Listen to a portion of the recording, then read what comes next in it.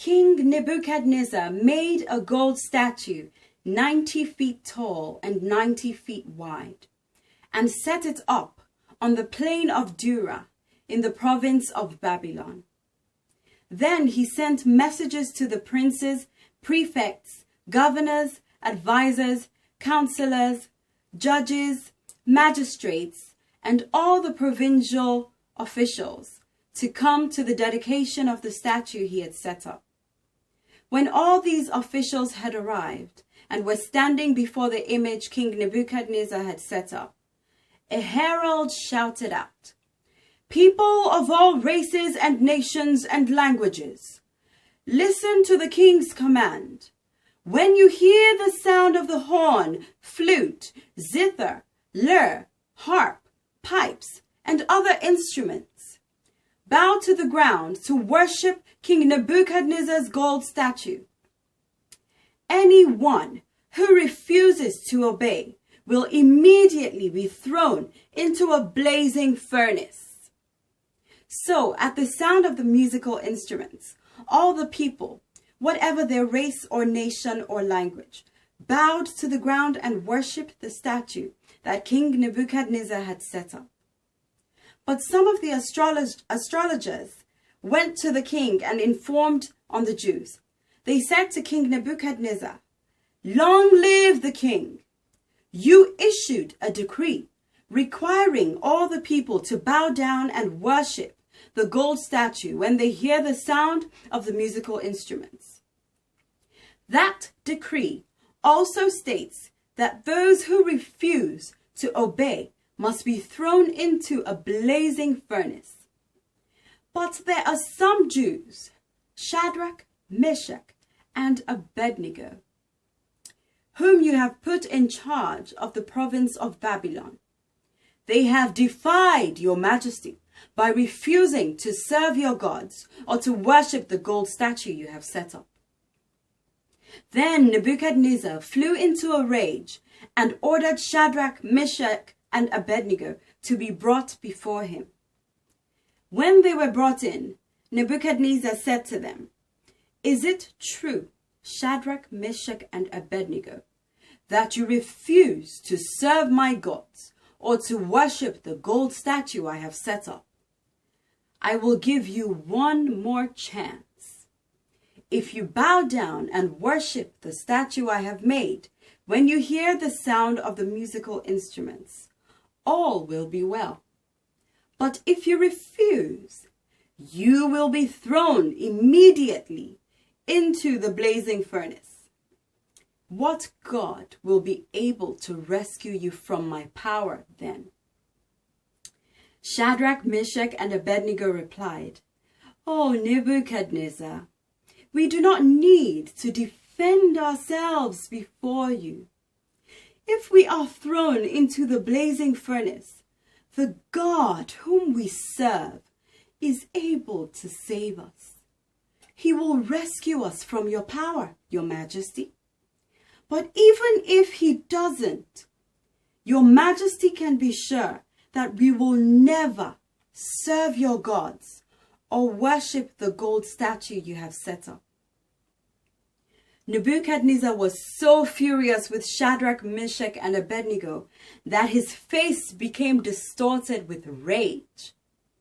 He commanded that the furnace be heated 7 times hotter than usual. Then he ordered some of the strongest men of his army to bind Shadrach, Meshach, and Abednego and throw them into the blazing furnace. So they tied them up and threw them into the furnace, fully clothed.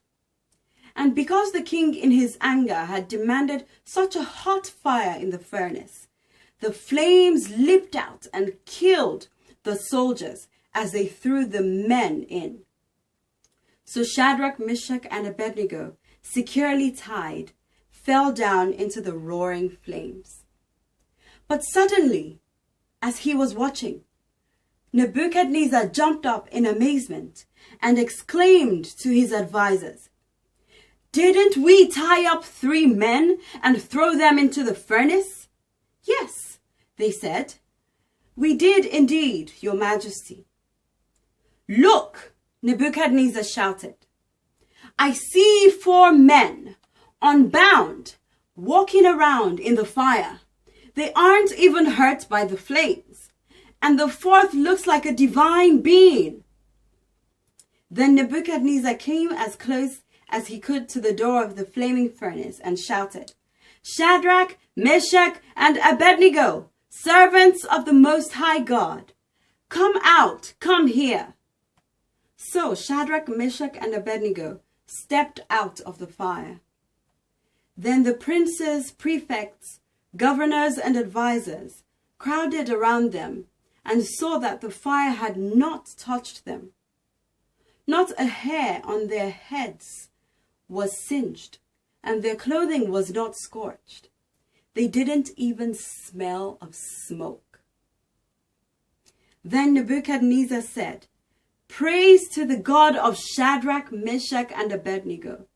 He sent his angel to rescue his servants who trusted in him.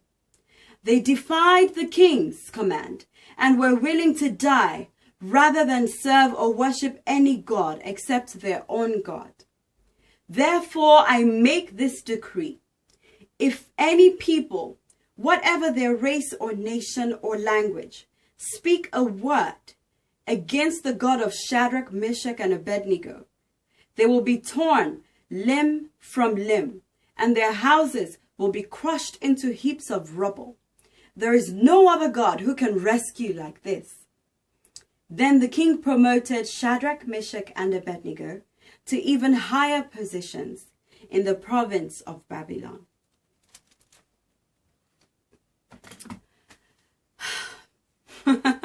I was so blessed reading that. Oh my goodness.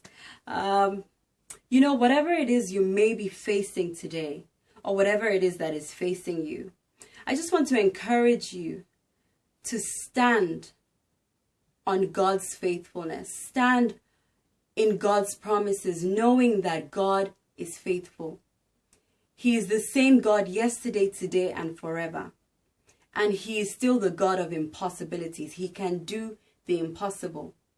You know, whether it's standing for truth, or standing for lies, or even standing on your God convictions, you know, your God-given convictions that make you to be looked down upon or segregated, or even if it's the path you've chosen to walk in life as a believer. I just want to encourage you, whatever it is you might be facing today, that God is faithful and he still delivers and he still rescues, just like he did for Shadrach, Meshach, and Abednego. You know, the most fascinating part about this passage for me is actually the fact that Shadrach, Meshach, and Abednego knew that their deliverance was not even guaranteed. But they were willing, their convictions were so deep that they were willing to take the chance, such that they even said to King Nebuchadnezzar that even if he doesn't rescue us, we will not serve your gods and we will not bow down to this golden statue. I mean, that is out of this world. That conviction, the depth of that conviction is really out of this world. And I don't know about you, but I'm challenged and refreshed at the same time. You know, they understood, like the Apostle Paul said, that for me to live is Christ and to die is gain. I'm just going to share what that passage says. It's Philippians 1:21 that I just quoted. And the Message version really blew my mind away when I read it. It says, "Alive, I'm Christ's messenger. Dead, I'm his bounty. Life versus even more life. I can't lose." That's incredible. I just hope that encouraged you one way or another. You know, just trust God, believe God, stand for what you believe in, stand for truth, stand for righteousness. And I trust God that you'll have a testimony and you'll have something to hold on to. Like Shadrach, Meshach, and Abednego were delivered, you will be delivered. I hope this blessed you. Don't forget to comment, like, share, and subscribe. Take care. Have a wonderful evening.